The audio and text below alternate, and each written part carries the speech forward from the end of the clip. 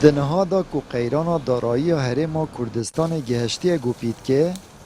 آهن خانه به گوهره که باشه با هولاتیان اتسالم بوری داب تنه سه کرسته و کو آهن خانه تاتنه دابش کرن لتنها دا وزارت بازرگانی عراق 6 کرسته دابشت کرد اوت افسالش دا پشکا 8 ماهان هاتیه دابش کرن بری چند سال که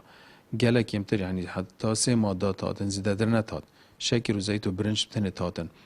بس بر اگر هنده کو بیجن بوجه عراق باشتر لحات رامون زیاده لیکرن افکرسته تنی سرانسر عراق تمامی همی پارزگاه عراق حتی بیجم هیوا هشتی هاتی دابش کرن کو هم اکمین آبوین کو هم شاین زیدرین دم اوان کرسته هر شش کرسته دابش کن سر حالاتیت خو امل هفیه بین کو بو حیوانه 10 دا ده حیوانه هیتا دابش کرن بس اگر تو سرویس سیستمی چی یعنی از پیش بینید کم 11 یعنی احتمال هیوه که بجن دبل دن کوب کنه 12 دهوک اکشوان پارزگهین عراقیه که تیدا پلیت آهن خارنه بوی الکترونی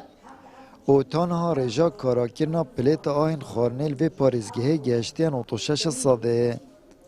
لی ماترسیل سر 11,000 خیزانان هیا که اگر دوی مهدا پلیتن خو کارا نکن دی ارزاق وانهتا برین 16.5 حتی اورو ام بردوامیم کارا کرنا پلیت آهن خارنه ما 282,000 خیزان سرانسری پارزگاه دو که بتنه 11,000 خیزان ادماین حتی نو که نهاتین پلیتا خو کارا بکن ما هندک اجراتت کرین ما گوت یا وکیل هر ایک نهاتی ما ناو داینی لیسته هر ایک نهات ارزاقی نده حتی بید کارا بکن من قطع کریه بله بو هیوا بیتن ده هر ایک نهات پلیتا خو کارا بکن ده ارزاقی قطع بیتن گرینگی های اولی بو هولاتی شیطن بگاوه معاملت خو